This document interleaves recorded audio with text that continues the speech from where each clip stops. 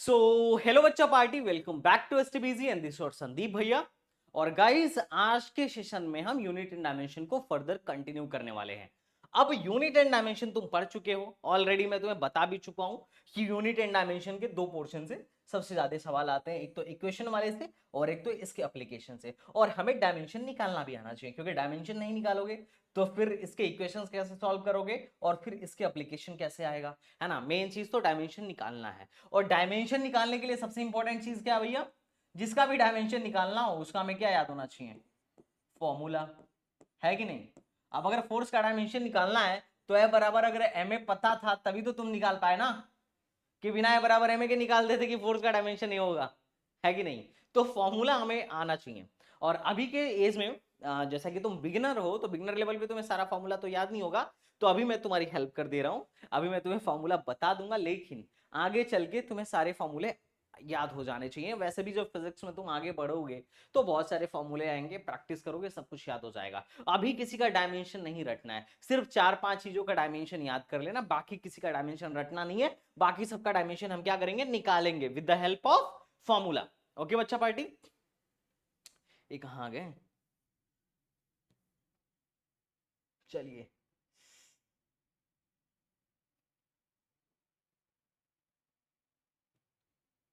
ये सारे हो चुके थे ना, ये सारे क्वेश्चन? ओके, चलो। तो हम आज के सेशन में वी आर गोइंग टू, हम यहां से स्टार्ट करने वाले हैं। This is the lecture number 3 on dimension. और हम यहाँ पर कुछ एएमयू और जेई के पीवाईक्यूज करने वाले हैं, जो कि आपके एग्जाम के लिए बहुत ही ज्यादा यूजफुल है। तो चलो भाई, it's your turn and you have to solve. जैसे मैंने बताया था कि डायमेंशन कैसे निकालना है किसी भी क्वांटिटी का। तो पहला सवाल पढ़ते हैं जो कि लेटेस्ट आया हुआ था। क्या भाई? लेटेस्ट आया हुआ है। Are you able to see that बच्चा पार्टी?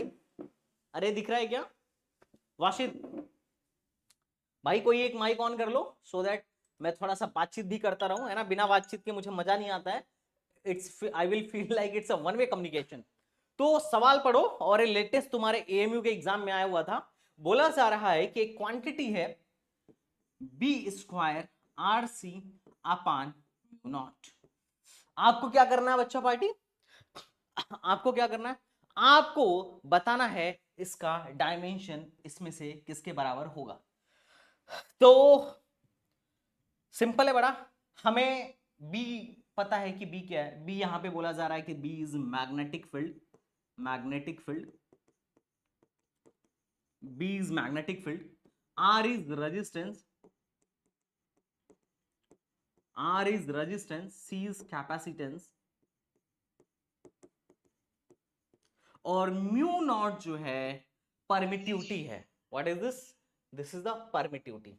अब हमें बताना है। तो इसका पहला तरीका तो ये हो सकता है कि तुम लुल महाजन की तरह पहले बी का डायमेंशन निकालो, फिर आर का डायमेंशन निकालो, फिर सी का डायमेंशन निकालो, और फिर म्यू नॉट का डायमेंशन निकालो। अब म्यू नॉट का ही डायमेंशन निकालने में तुम्हें बहुत टाइम लग जाएगा, है ना।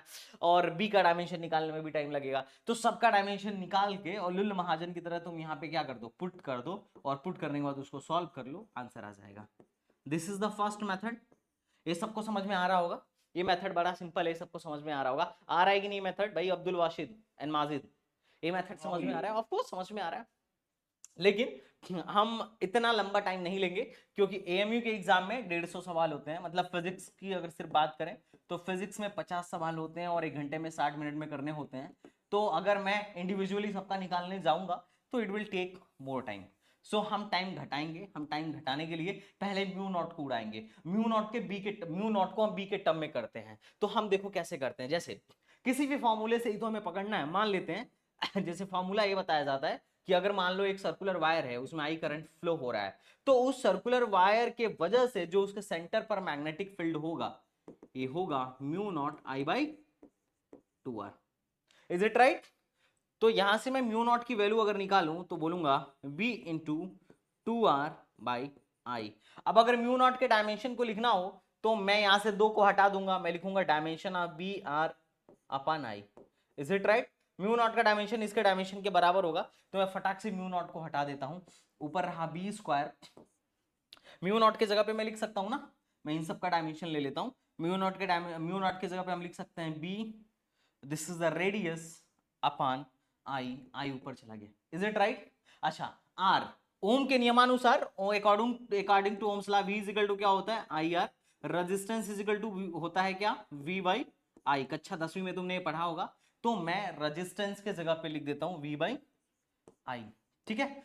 अब आया कैपेसिटेंस, तो कैपेसिटेंस बराबर होता है Q, C बराबर होता है Q बराबर होता है, देखो Q is equal to that is C delta V। This is the capacitance बराबर होता है, this is the formula of capacitance. Are you getting my point बच्चा पार्टी? अरे बोलो भाई, बोलो, इज इट राइट रॉन्ग? तो बस हमने क्या कर दिया, दिस इज सी डेल्टा भी। Is it right wrong? अरे कहां हो, मैंने कैपेसिटेंस को भी क्या कर दिया, कैपेसिटेंस को क्यू डेल्टा, अरे Q इजिकल टू होता है सी डेल्टा भी, C बराबर लिख दिया Q बाई V। तो C की जगह पे मैं लिख सकता हूँ Q by V। Is it right? क्या यहां तक समझ में आ गया? मैंने सबको फटाफट क्या कर दिया, चेंज कर दिया। अब जैसे ही सबको फटाफट चेंज करा, मेरे को एक दिख रहा है I से I कट गया, V से V कट गया, B से B कट गया, बचा क्या? बचा क्या? B Q बाई, बचा क्या? बचा सिर्फ एक B, एक Q, एक R, B Q by R। अच्छा, B को अब हटाते हैं। अब B को हम हटाते हैं, कौन से फार्मूले में B आता है? तो भैया अगर एक वायर है, और वायर किसी मैग्नेटिक फील्ड में है, तो उस पर जो लगने वाला फोर्स होता है वो होता है IBL साइन थीटा। इसका तो खैर कोई डायमेंशन होता नहीं है, तो मैं लिख सकता हूं डायमेंशन ऑफ B जो होगा dimension of F upon IL के बराबर होगा। Is it right? तो देखो फॉर्मूला सारा आना चाहिए तभी एक्चुअल में क्वेश्चन बनेगा। तो मैं dimension of B is equal to लिख दिया dimension of by I L. तो यहां से मैं इसको मिटा देता हूं और बी की जगह पे लिख देता हूं F by I into L, और this is Q and this is R. R का भी डायमेंशन हम देख लेंगे आगे, ठीक है। तो ये क्यू, थोड़ा सॉरी मैंने कुछ गलती कर दिया क्या? मैंने कुछ गलती करा है क्या? ओके नहीं, कोई गलती नहीं है। तो ये हो जाएगा, अब देखो Q बराबर होता है I इंटू टी, फटाक से इसको भी बदल दो, तो ये हो जाएगा F अपान I, और ये हो जाएगा इसका डायमेंशन L है, तो ये हो गया L स्क्वायर, और एक Q को जो लिख दिया I इंटू टी, तो I ने I को मार दिया, बचा क्या? FT by L square. यही बचा ना बच्चा party, FT by L square. अब देखते हैं FT बाई L स्क्वायर के करस्पॉन्डिंग किसका डायमेंशन आ सकता है। तो इसमें से अगर हमें एक चीज चेक करनी हो तो देखो, इंपल्स बराबर होता है एफ डेल्टा टी। ये इंपल्स का फॉर्मूला है। ये क्या है भाई? इंपल्स का फॉर्मूला है। देखो मोमेंटम का जो फॉर्मूला होता है वो फोर्स का जो फॉर्मूला होता है वो होता है dp बाई dt, और जो डेल्टा पी होता है शॉर्ट पीरियड में उसी को इंपल्स बोलते हैं। मतलब अगर फोर्स में तुम डेल्टा टी से मल्टीप्लाई कर दो तो that will B impulse.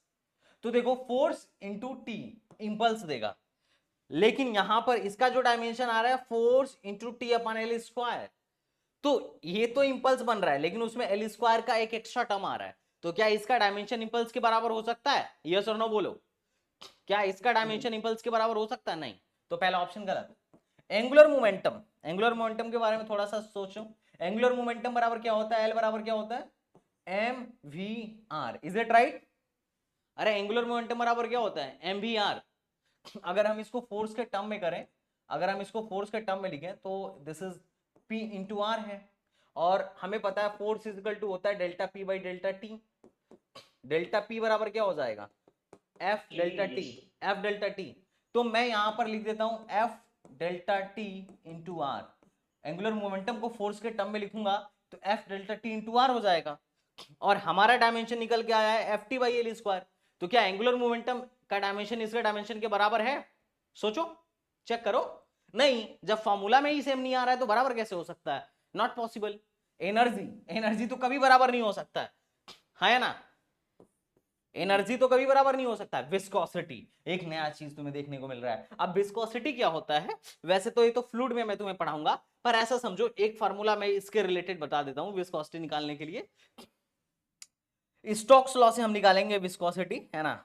Stokes law में बताया गया था कि जो फोर्स होता है किसी गोले पर, अगर कोई गोला वाटर में भी वेलोसिटी से नीचे जा रहा हो तो इस पर एक फोर्स लगता है, that is 6 pi eta R we.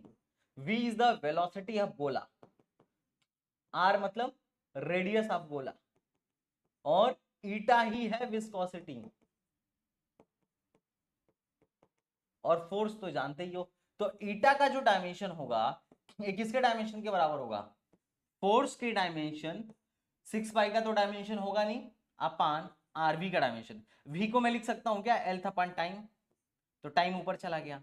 तो ईटा का जो डायमेंशन है किसके बराबर आ गया, फोर्स इंटू टाइम, और ए बी लेंथ है तो दैट इज एल स्क्वायर। क्या ये फॉर्मूला सेम उसी के फॉर्मूले के बराबर आया, बोलो, बोथ फॉर्मूला आर इक्वल और नॉट, बोलो बच्चा पार्टी, देखो, अरे बोलो बच्चा लोग, समझ में नहीं आ रहा है क्या, पहले सवाल में आउट डायमेंशन में हाई कॉन्फिडेंस, और पहला सवाल एमयू का ही आते हुए आउट हो गए।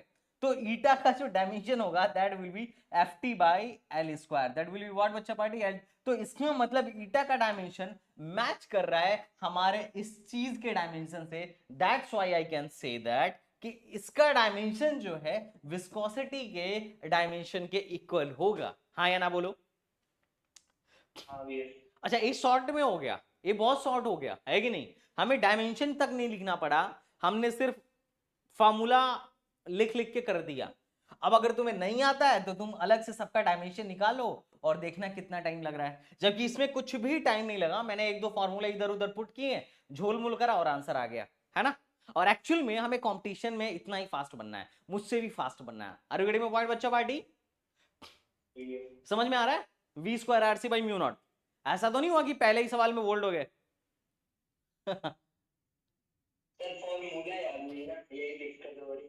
क्या क्या दिक्कत आ रही है, और मुझे ऐसे आप चेंज किए, हाँ वो चीज मतलब आप लोग को नया नया लग रहा है। प्रैक्टिस, वो जैसे जैसे आगे तुम बढ़ते जाओगे वैसे वैसे सीखते जाओगे, और क्वेश्चन लगाओगे तो भी सीखोगे। चलो, which of the following has the dimension formula, इसमें अब देखो ए भी एमयू में आया हुआ है, अच्छा एमयू में आया हुआ है इसका मतलब ऐसा मत समझ लेना कि बहुत आसान होगा, ठीक है फॉर्मूला फिर भी आना चाहिए। अब एक तुम्हें डायमेंशन डायमेंशन दिया गया है और बोला जा रहा है कि इसका ए डायमेंशनल फॉर्मूला इसमें से किसके इक्वल है। अब देखो सरफेस टेंशन का मैं फॉर्मूला जनरली बता देता हूं, that is F by L, universal constant of gravity that is G, और अभी तुमने कोफिशिएंट ऑफ विस्कोसिटी ईटा निकाला है, थर्मल कोफिशिएंट को भी हम इससे डिनोट करते हैं, पर अभी करो, मैच करो इन तीन से, फिर पता चलेगा। नहीं है, हाँ ए नहीं है, सरफेस टेंशन नहीं है। बहुत बढ़िया। अच्छा अभी हमने एक निकाला था, विस्कोसिटी का डायमेंशन अभी निकाला था, ये आ रहा था F T by L square, इसी के इक्वलेंट। एफ का थोड़ा सा डायमेंशन लिखना, एफ का डायमेंशन क्या होगा, M L T minus two, T का टी अपान एल स्क्वायर, थोड़ा सॉल्व करना, ये हो जाएगा m, यहाँ पावर एक है यहाँ पावर दो है, ऊपर जाएगा घट जाएगा, m के पावर -1 टी पे पावर -1, लो ये पहला ही मैच कर गया। अभी जो ईटा निकाल रहे थे वो पहला ही क्या हो गया भाई, इससे मैच कर गया, तो हमारा आंसर कौन सा है, दिस वन। और एक कोफिशिएंट ऑफ विस्कोसिटी मैंने बहुत बार देखा है, जैसे y हो गया, बल्क कोफिशिएंट हो गया, कोफिशिएंट ऑफ विस्कोसिटी हो गया, बहुत बार क्वेश्चन में सब पूछा जाता है। कोफिशिएंट ऑफ विस्कोसिटी तो एमयू में देखो 2 बार रिपीट हो चुका है ना, इनडायरेक्ट वे में 2 बार पूछ लिया कि नहीं, और लगातार एक 23 में पूछा, एक 21 में पूछा, है ना, और 2022 में जो क्वेश्चन था वो एरर से था, ठीक है। तो समझ में आ रहा है, क्या तुम्हें खुद से कर पाते,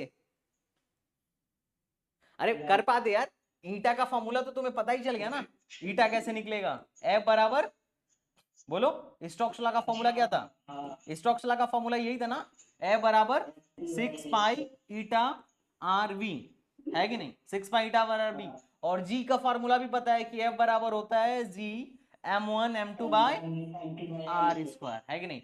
सरफेस टेंशन का बता ही दिया है कि नहीं। हाँ। आगे चल के थर्मल कंडक्टिविटी का भी बताऊंगा, टेंशन मत लो। चलो अगला सवाल एएमयू 2020 में आया है, बोला जा रहा है प्रेशर ग्रेडियंट। अब देखो ग्रेडियंट का मतलब मैं तुम्हें बता दूं, है ना, जैसे किसी का भी ग्रेडियंट पूछा जा रहा है ना, तो पर यूनिट लेंथ में हो सकता हो पूछा जा रहा हो, तो प्रेशर ग्रेडियंट की वैल्यू होगा P by delta x, potential gradient की वैल्यू होगी V बाई डेल्टा एक्स। बात समझ में आ रहा है, जिसका भी ग्रेडियंट पूछा जाए उसमें हम x से डिवाइड करेंगे। बात समझ में आ रहा है कि नहीं आ रहा है। जैसे हमसे मास डेंसिटी पूछता है तो हम क्या बोलते हैं, मास अपान वॉल्यूम। चार्ज डेंसिटी पूछता है तो हम बोलते हैं चार्ज अपान वॉल्यूम। बात समझ में आ रहा है, बात समझ में आ रहा है कि नहीं। हाँ भैया। चलो, तो हमसे पूछा जा रहा है प्रेशर ग्रेडियंट, तो प्रेशर ग्रेडियंट का फॉर्मूला क्या हो जाएगा भाई, प्रेशर ग्रेडियंट का फॉर्मूला क्या हो जाएगा, P बाई डेल्टा एक्स। अब फटाक से इनका डायमेंशन बताओ। हाँ क्या बोल रहे हो Ajid. Option B. Option B, बहुत बढ़िया। अच्छा, प्रेशर मतलब force upon area, delta X मतलब लेंथ एक तरीके से, तो मैं बोल देता हूं फोर्स अपान ए हो गया वॉल्यूम, ठीक है, यही ना। फोर्स का mL/T/-2 और वॉल्यूम का क्या होगा बच्चा पार्टी, बोलो, दैट इज L3। सॉल्व कर लिया तो m ऊपर 1 है नीचे 3 है, ऊपर जाएगा तो -2 हो जाएगा, L/-T/-2। This is answer. Is it right wrong, क्या है ठीक है, क्या है सही है भाई। ऐसे छोटे छोटे सवाल गलत करोगे तो कैसे एमयू होगा, है ना। This is the D answer is correct. Is it right wrong, समझ में आया कि नहीं आया। यस वो बिल्कुल, अब वो बहुत आसान है, फॉर्मूला याद हो तो आराम से कुछ भी हो सकता है इधर, है ना। अब यहाँ पे एक सवाल दिया गया है कि तुमको डायमेंशन बताना है मैग्नेटिक फील्ड का, किसका, मैग्नेटिक फील्ड बी का, और एम एल टी और सी के टर्म में, मतलब एम्पियर के टर्म में नहीं पूछ रहा है, सी के टर्म में पूछ रहा है, मतलब चार्ज का इसने डायमेंशन खुद ही बता दिया है कि जो चार्ज का डायमेंशन है वो हमें सी ले लो, सी ले लो। बात समझ में आ रहा है, चार्ज का डायमेंशन क्या ले लो बच्चा पार्टी, सी ले लो। तो चलो सॉल्व करना शुरू करते हैं बच्चा party. Can you solve this. Magnetic field के लिए कौन सा फॉर्मूला मैं अभी तुम्हें बताया था, मैग्नेटिक फील्ड निकालने के लिए कौन सा फॉर्मूला अभी मैंने तुम्हें बताया था, यही बताया था ना, magnetic field is equal to BIL sine theta, sorry F बराबर BIL sine theta, BIL sine theta. ये फॉर्मूला क्या बताता है कि किसी मैग्नेटिक फील्ड में अगर किसी करंट कैरिंग वायर को रखा जाए तो उस पर कितना फोर्स लगेगा, ये आगे चल के हम पढ़ेंगे, अभी परेशान होने की जरूरत नहीं है। ये बताता है कि अगर किसी मैग्नेटिक फील्ड में करंट कैरिंग वायर को रखोगे तो उस पर बिल साइन थीटा के बराबर फोर्स लगेगा। कितना फोर्स लगेगा बेटा, बिल साइन थीटा। तो हमें एफ का पता है, आई का पता है, एल लेंथ है, इससे तो कोई मतलब नहीं है ना। कल बताया था ना कि ट्रिग्नोमेट्रिक रेशियोज क्या होते हैं, डायमेंशन लेस होते हैं। तो यहां से अगर मैं बी का डायमेंशन निकालूं तो that will be equal to what, F upon I L. चलो निकाल के बताओ, एफ का डायमेंशन क्या होगा बेटा, ML/T/-2। आई आई का डायमेंशन क्या होगा, तो देखो इसने आई का डायमेंशन वैसे तो ए होता है, लेकिन इसने बोला है कि आई नहीं यूज करना है, क्या यूज करना है, सी यूज करना है, चार्ज यूज करना है। तो हमें पता है Q बराबर होता है I इंटू टी। हमें आई का डायमेंशन निकालना है तो हम आई का डायमेंशन बोलेंगे चार्ज का डायमेंशन अपन टाइम का डायमेंशन, चार्ज का डायमेंशन सी है, टाइम का डायमेंशन अपन टी, C/-1। तो मैं लिखूंगा C/-1 इंटू लेंथ, लेंथ ने लेंथ को मार दिया है, ऊपर चला गया, तो ये हो जाएगा m, टाइम को ऊपर ले जाओ तो ये क्या हो जाएगा, c टाइम को ऊपर ले जाओ तो ये हो जाएगा T/-1 और C/-1। देखो -2 पर था, -1 ऊपर गया तो +1 हो गया, -2 +1 हो गया -1, है ना, और C/+1 नीचे था ऊपर जाएगा तो ये क्या हो जाएगा -1। तो m T/-1 C/-1 किससे मिल रहा है भैया, डी ऑप्शन। एएमयू वाले हर बार डी ऑप्शन ही करेक्ट देते हैं क्या, ठीक है। अरे समझ में आ रहा है क्या, कर लोगे, हाँ बहुत बढ़िया। चलो आगे बढ़ते रहो। अगला सवाल एएमयू 2015 में आया हुआ है, ये इक्वेशन का सवाल है, जिसमें से बोला जा रहा है कि what are the dimension of distance what are the dimension of A by B? A by B के डायमेंशन को बताना है। ए बाई बी के डायमेंशन को तुम्हें बताना है। ए बाई बी का डायमेंशन क्या होगा, जहां पर एक्स जो है वो एक तरीके से डिस्टेंस है और टी जो है वो क्या है बेटा? टाइम है। चलो फटाक से बताओ, ये तो इक्वेशन हो गया। इक्वेशन तो आसान होता है, इसमें तो फॉर्मूले की भी नीड नहीं है कि नहीं? इसमें तो फॉर्मूला ना भी याद हो तो भी काम क्या हो जाता है, जनरली बन ही जाता है। चलो बताओ, तो what I should use? I should use principle of homogeneity, है कि नहीं? तीन अलग अलग चीजें अगर ये दोनों जोड़ के ये बन रहा है तो इसका मतलब इसका डायमेंशन इसके बराबर होगा और इसके बराबर होगा। इन तीनों का डायमेंशन आपस में बराबर होना चाहिए, तीनों टर्म के डायमेंशन आपस में बराबर होना चाहिए। तो मैं बोल सकता हूं dimension of force must be equal to dimension of B T square.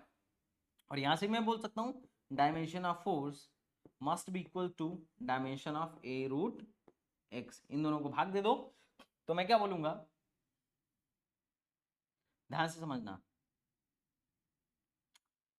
A root x का डायमेंशन हो जाएगा एल के power 2, is it right? L के पावर हाफ हो जाएगा क्योंकि रूट है। बी और टी का डायमेंशन क्या हो जाएगा भाई? T square. हमें ए बाई बी चाहिए ना, इसको इधर भेज दो तो ये हो जाएगा ए बाई बी का डायमेंशन। इसको इधर भेज दो तो ये हो जाएगा एल के पावर -1/2 टी स्क्वायर। क्या लुल्लू सवाल था रे, ये क्या लुल्लू सवाल था? अरे option number B is correct ना। देखो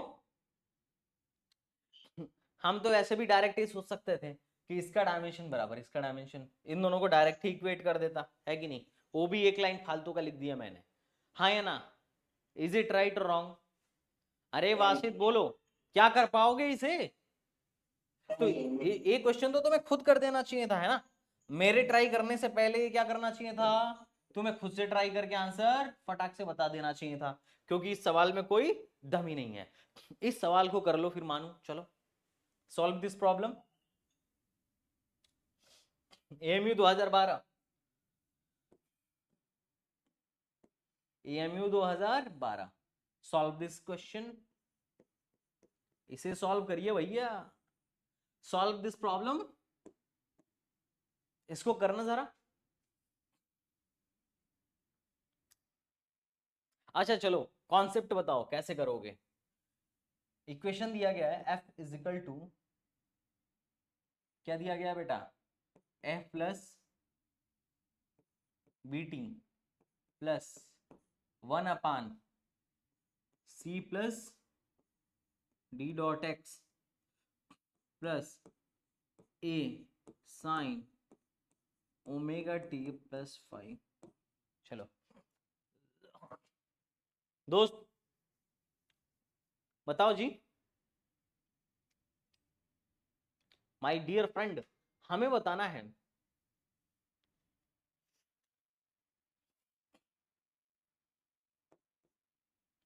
ए डॉट डी का dimension. Dimension of A dot D what will be? What will be Wajid and everyone, what will be the dimension of a dot d? a का dimension तो direct निकल गया because this is dimensionless quantity. और I have already told you, मैं पहले भी बता चुका हूं कि हर ट्रिग्नोमेट्रिक रेशियो डायमेंशनलेस क्वांटिटी होता है। इसका मतलब ये है फोर्स का डायमेंशन और ए का डायमेंशन सेम होगा, मतलब dimension of A must be equal to dimension of force. ठीक, इज इट राइट और wrong? Yes sir, is it right? अब दूसरा, सी का डायमेंशन में डी का डायमेंशन मेरे को चाहिए, तो मैं ऐसे बोलूंगा, देखो ध्यान से, जो सी का डायमेंशन होगा वही dx का डायमेंशन होगा। क्या बात सही है? ठीक है, जो सी का डायमेंशन होगा वही dx का डायमेंशन होगा, ठीक है। और जो इन पूरे का डायमेंशन होगा वो f के डायमेंशन के बराबर होगा, मतलब dimension of f must be equal to 1/c+dx। मान लेते हैं इसका डायमेंशन कुछ भी है k, या इसका डायमेंशन k ले लो, ठीक है। Is it right? अरे हाँ या ना, ठीक है।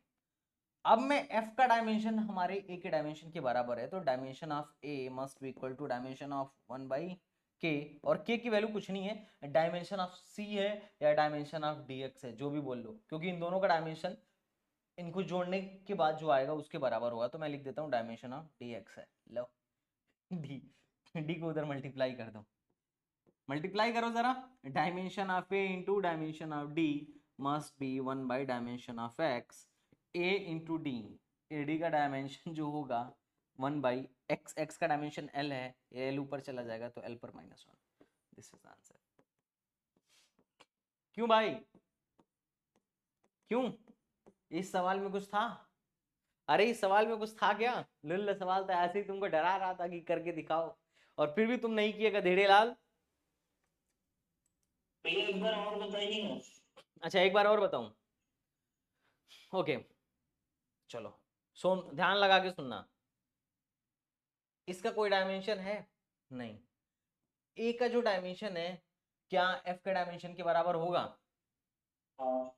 अच्छा, सी का डायमेंशन डीएक्स का डायमेंशन के बराबर होगा, और इनको जोड़ के अगर के आ रहा है तो के के बराबर भी होगा, है ना? तो एफ का डायमेंशन 1/k के बराबर होगा कि नहीं? के का डायमेंशन डीएक्स के डायमेंशन के बराबर है कि नहीं? हाँ। है ना? और ए का डायमेंशन, अब देखो एफ का डायमेंशन और ए का डायमेंशन सेम है, तो एफ के डायमेंशन की जगह ए का डायमेंशन लिख दिया। फिर के का डायमेंशन डीएक्स के डायमेंशन के बराबर है, तो के के डायमेंशन की जगह डीएक्स का डायमेंशन लिख दीजिए, डी को इधर भेज दिया, तो ए इंटू डी हो गया, बचा क्या 1/x, 1/x, x का डायमेंशन एल है, एल को ऊपर भेज दिया, एल इनवर्स। क्यों भाई, कुछ था क्या इस सवाल में? क्या इस सवाल में कुछ था? अरे बोलो नहीं। कुछ नहीं था यार, सवाल में कुछ भी नहीं था, ये तुम्हारे एमयू में सारे सवाल तुम्हारे एमयू में पूछे जा रहे हैं, महालुल्ल सवाल, बस तुम्हें करने आना चाहिए, है ना? एक और लुल्ल सवाल करते हैं। हाँ ये फॉर्मूला थोड़ा याद रखना यार, है ना? दिस इज, ये फॉर्मूला थोड़ा याद रखना है ना, एक काम की चीज है। चलो वैसे तुम ना ट्राई करो, हमें क्या करना है, 1/μ0 एप्सिलॉन नॉट का डायमेंशन पता करना है। बताओ, पहले तुम करोगे क्योंकि तुमने म्यू नॉट का भी डायमेंशन निकाला है, तुम्हें आता है कैसे निकालना है, और एप्सिलॉन नॉट का भी डायमेंशन तुमने निकाला है, लास्ट के लेक्चर में मैंने निकलवाया था दोनों का डायमेंशन। म्यू नॉट को तो आज ही निकलवा दिया यार, म्यू नॉट का डायमेंशन तो आज ही निकलवा दिया। तो थोड़ा सा इसको सॉल्व करो, फिर मैं इसका शॉर्ट फार्मूला बताता हूँ। पहले तुम अपने मेथड से सॉल्व करो, कि अगर सवाल है, तुम मान लो अभी तुम्हारे एग्जाम में सवाल आ गया, then how you will solve, and then तुम्हें रियलाइज होगा कि काश इससे शॉर्ट मेथड होता, then I will tell you short method for this. क्योंकि देखो सारा फार्मूले का खेल है, बड़ा फार्मूला लिख के वही चीज निकालोगे ज्यादा टाइम लगेगा, छोटा फार्मूला लिख के वही चीज निकालोगे ऑफ कोर्स कम टाइम लगेगा ना। चलो निकालो, एक है परमिएबिलिटी, एक है परमिटिविटी।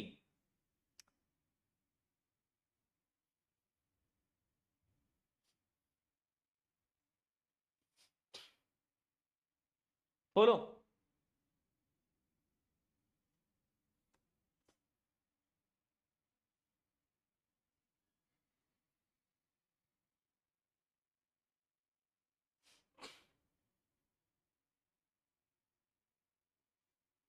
क्या निकाल पा रहे हो तुम लोग? निकाल पाओगे बच्चा लोग? बोलो, निकाल पाओगे या नहीं? बोलो बच्चा। हेलो एवरीवन, यस निकाल सकते हैं। चलो तुम जिस भी मेथड से निकाल लो निकालते रहना, मैं तुम्हें एक फॉर्मूला बताता हूँ। देखो सी स्क्वायर इज इक्वल टू होता है 1/μ0 एप्सिलॉन नॉट, ये फॉर्मूला है। जब इन दोनों को मल्टीप्लाई करते हैं, जब तुम म्यू नॉट एप्सिलॉन नॉट को मल्टीप्लाई करते हो तो उसकी वैल्यू 1/c² के बराबर आती है। तो c की वैल्यू क्या हो जाएगी, यहाँ से c की वैल्यू क्या हो जाएगी,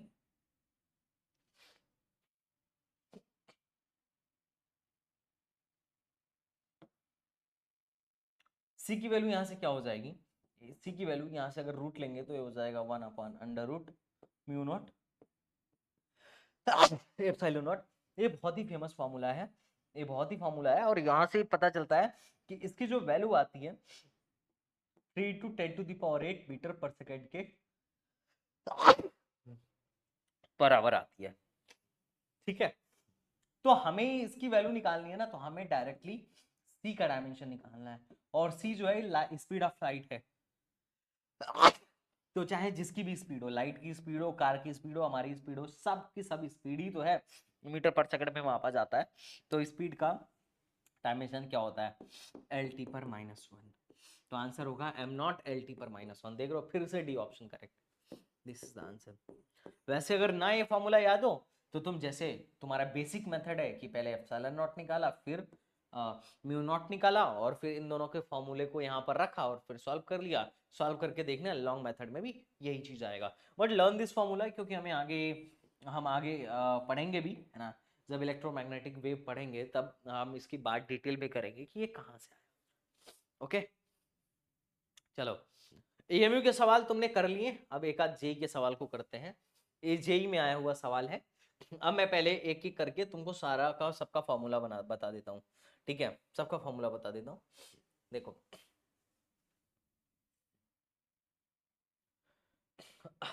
परमिएबिलिटी तुम जान ही रहे हो, μ0।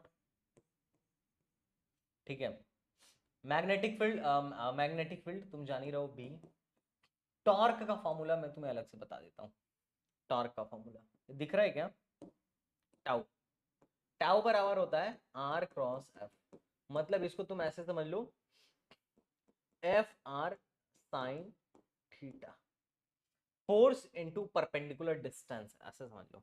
और मैग्नेटिक मूवमेंट किसी भी, मान लो कॉइल है, इसका मैग्नेटिक मूवमेंट अगर हमें निकालना हो, M निकालना हो, तो ये होता है NIA। N जो है नंबर ऑफ टर्न है, तो एक नंबर है। I जो है करंट है, A जो है एरिया है, A जो है एरिया है, और I जो है करंट है।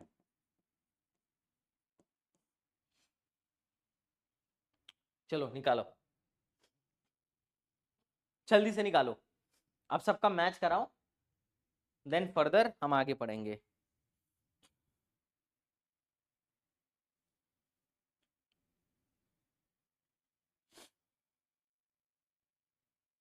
बी और सी तो नहीं है।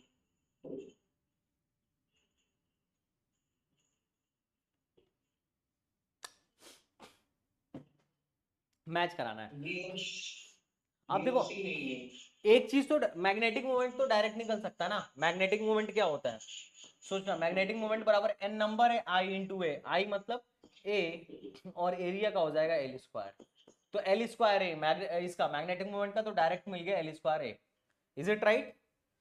ठीक है, अब दूसरा दूसरा निकालते हैं। अरे मैचिंग कराना है, मैचिंग कराना है ना।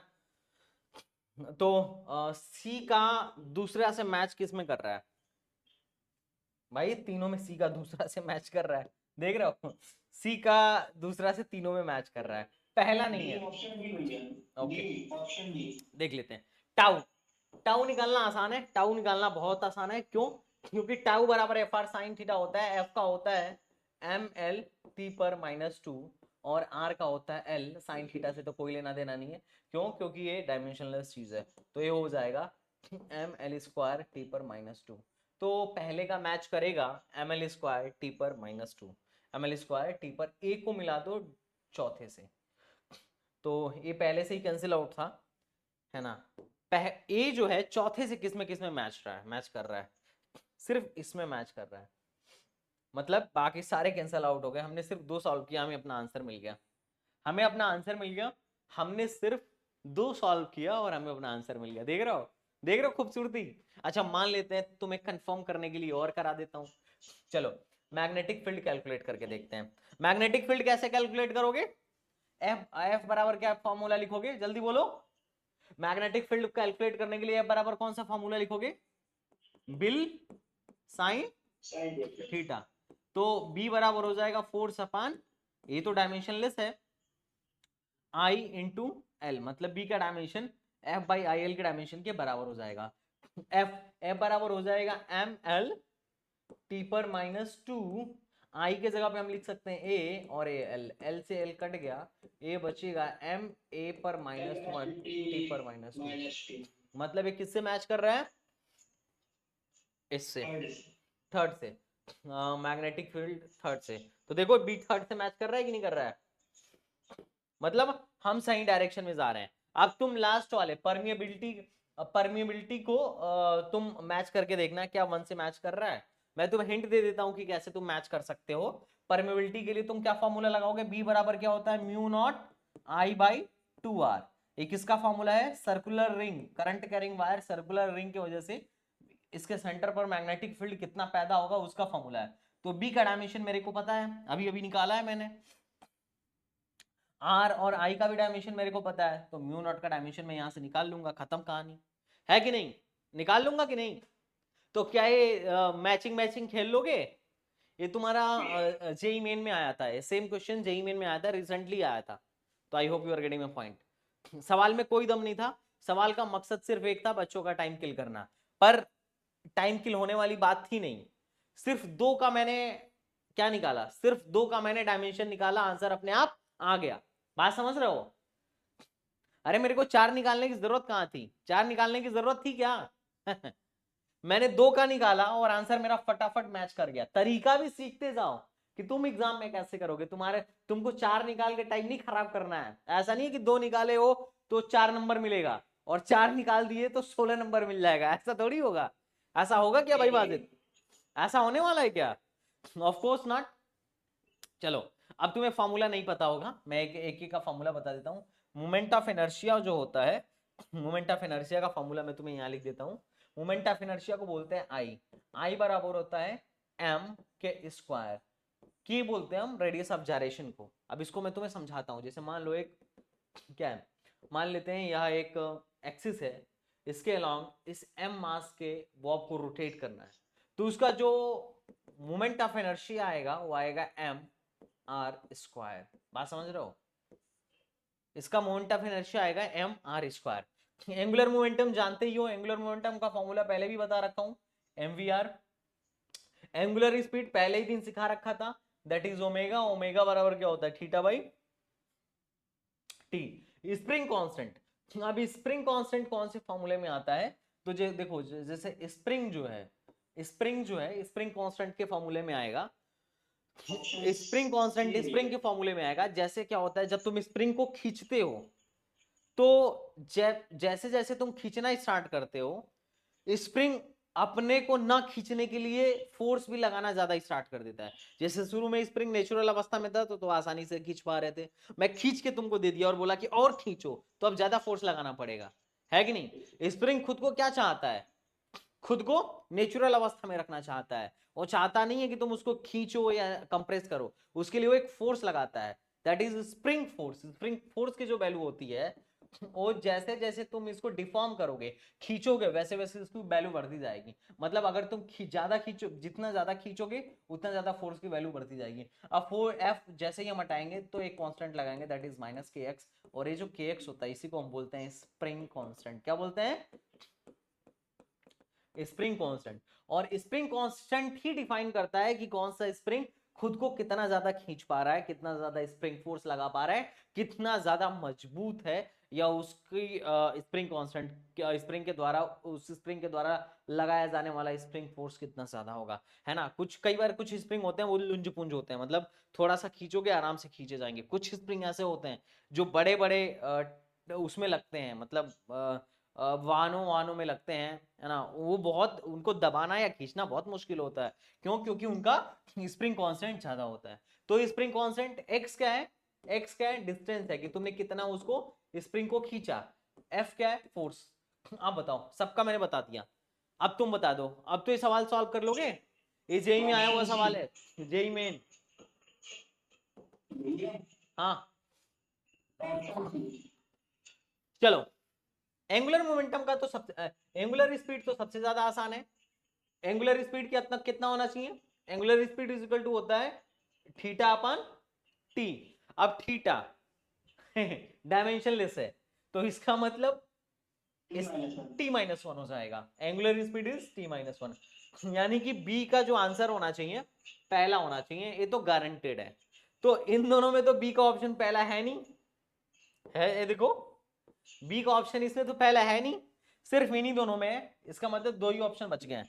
अब बताओ मुझे कौन सा चेक करना चाहिए, कोई सा भी चेक कर लीजिए साहब, कोई सा भी चेक कर लीजिए, उससे अभी पता चल जाएगा। चलो एक बताओ कौन सा चेक करूं, कौन सा तुम्हें आसान लग रहा है बताओ। Moment of inertia, moment of inertia यार, एम मास है, लेंथ है, तो एंगुलर मोमेंट ऑफ इनर्शिया का डायमेंशन हो जाएगा M L square. Angular momentum में तो तीन चीज लिखनी थी, यहां तो सिर्फ दो ही चीज लिखनी थी, और दोनों फंडामेंटल है कि नहीं। तो मोमेंट ऑफ इनर्शिया का क्या हो जाएगा, एम एल स्क्वायर। ये किससे मैच कर रहा है, मोमेंट ऑफ इनर्शिया किससे मैच कर रहा है बताओ, दूसरे से। तो बी का फर्स्ट होना चाहिए, बहुत बढ़िया, बरोबर है, मैच कर रहा है। बी का फर्स्ट होना चाहिए और डी का थर्ड होना चाहिए, डी का थर्ड होना चाहिए, मतलब सी ऑप्शन इज राइट। कितने लोग कह रहे हैं सी ऑप्शन सही है, बोलो। सी मैं बोला। तो समझ रहे हो टेक्निक, वैसे बाकी का भी तुम चेक करके देखो, मैंने फॉर्मूला तुम्हें बता ही दिया है। तो जब भी ये मैचिंग वाला प्रॉब्लम आए तो घबरा मत जाना, हो सकता है दो तुम्हें आ रहा हो दो ना आ रहा हो, और ऐसा भी हो सकता है कि जो तुम्हें सिर्फ जो दो आ रहा है उससे ही तुम्हारा काम बन जाए। ऐसा पॉसिबल है ना। और अगर तीन आ रहा होगा तो 100% काम बन जाएगा, चाहे जैसा भी ऑप्शन बना लिया जाए। बात समझे। आप एंगुलर मोमेंटम आप लिखवाए थे ना, तो याद था। गुड, बहुत बढ़िया। तो समझ में आ गया कि नहीं आ गया। एक ये एक चलो एक दो क्वेश्चन और कर लेते हैं जो कि थोड़ा सा इंपॉर्टेंट है ना। तो तुम लोग को मजा आ रहा है, कर पा रहे हो कि नहीं कर पा रहे हो। हाँ भैया, ये जेई वाले तो दो बने। अच्छा बस जेई वाले बने, एमयू वाले नहीं बने। नहीं। मतलब जिस एग्जाम को देने जा रहे हो वो नहीं बना और उससे टफ एग्जाम बन गया। एमयू वाले भी बनेंगे, पता है क्यों नहीं बने, क्यों भैया। तुम्हें फॉर्मूला नहीं याद है। हाँ भी। बोल्ट्जमैन कांस्टेंट वाला याद है। चलो एक क्वेश्चन करो।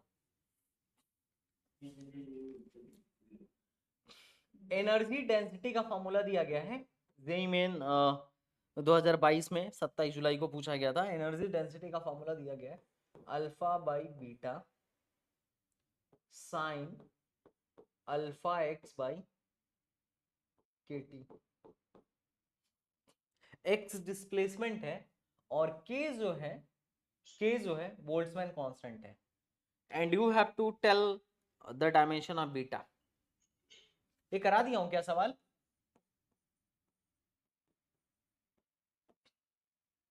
डायमेंशन ऑफ बीटा बताना है, जेई 2022। चलो करो।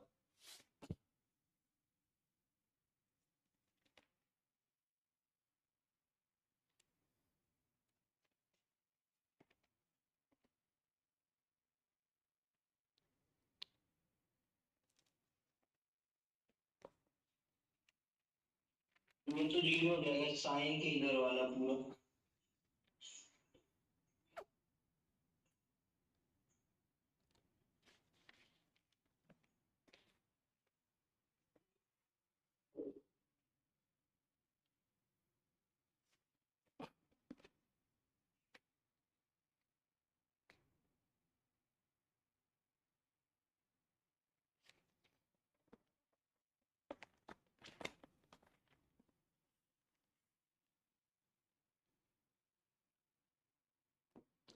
जल्दी से बताओ।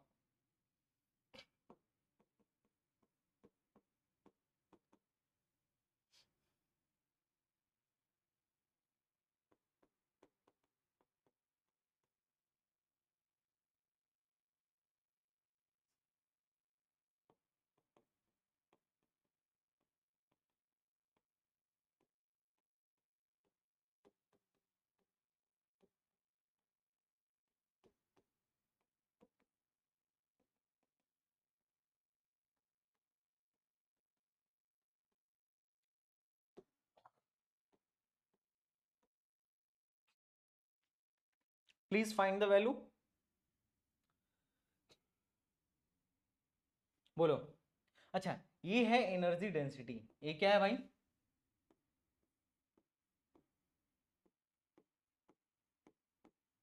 अगर एनर्जी डेंसिटी की बात हो रही है, इसका मतलब ये हो गया एनर्जी पर यूनिट वॉल्यूम, है ना? अगर एनर्जी डेंसिटी की बात हो रही है तो इसका मतलब हो गया एनर्जी पर यूनिट वॉल्यूम। हमको बीटा का फाइंड करना है। तो देखो, ये तो सबका सब क्या है, डायमेंशनलेस है। ये जो यू का डायमेंशन होगा, ये अल्फा बाई बीटा के डायमेंशन के बराबर होगा। लेकिन यार अफसोस ये है कि हमें अल्फा का डायमेंशन नहीं पता है। अल्फा का डायमेंशन अंदर से पता चलेगा, क्योंकि अंदर वाले का भी डायमेंशन 0 है, अंदर वाले का भी डायमेंशन 0 है।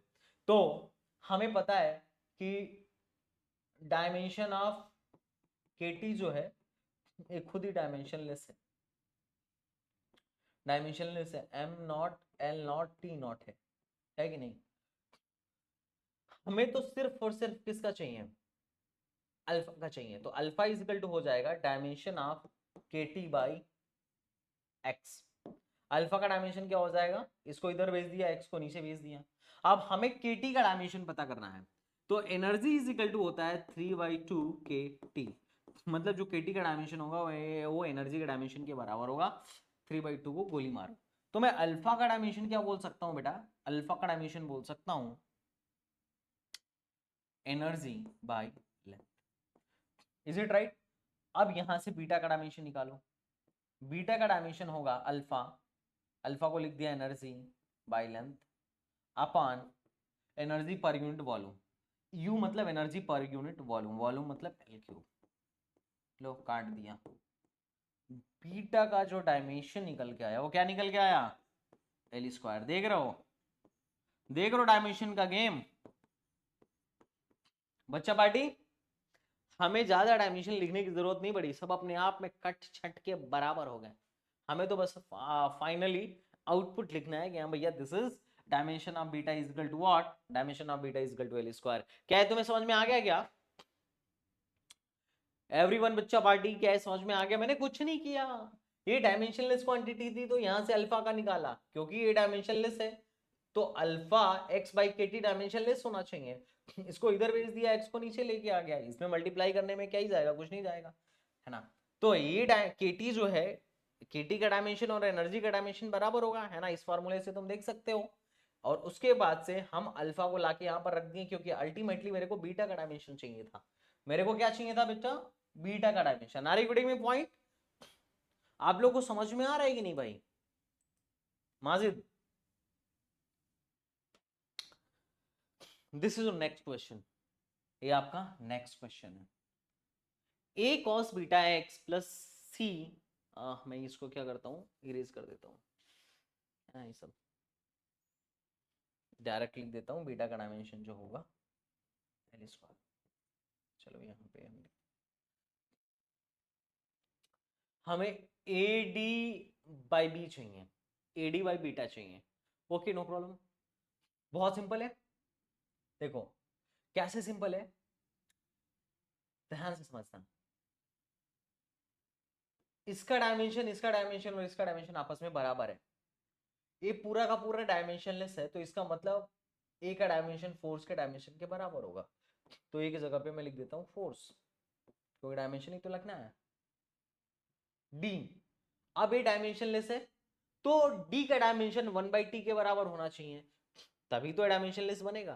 तो मैं लिख देता हूँ 1/t अपॉन, नीचे बीटा लिखना है। बीटा का डायमेंशन 1/x के डायमेंशन के बराबर होना चाहिए, क्योंकि बीटा इंटू एक्स डायमेंशनलेस है। तो बीटा का डायमेंशन अगर x के डायमेंशन के उल्टा होगा तो ये कट जाएंगे और डायमेंशनलेस बन जाएगा। इसका मतलब ये 1/l होना चाहिए, तो l ऊपर चला जाएगा। हाँ, आंसर देखो क्या आया, m l square m l t पर -2 इंटू l बाई टी। ये हो जाएगा m l स्क्वायर t पर -3। This is the dimension of A D by B, JEE Main 2019 लुल्ले सवाल। इज इट राइट और रॉन्ग? तो ये बहुत सिंपल क्वेश्चंस थे जिसकी प्रैक्टिस मैंने तुमसे कराई। कुछ क्वेश्चन तुम्हें टफ लग सकते हैं बट ये टफ है नहीं।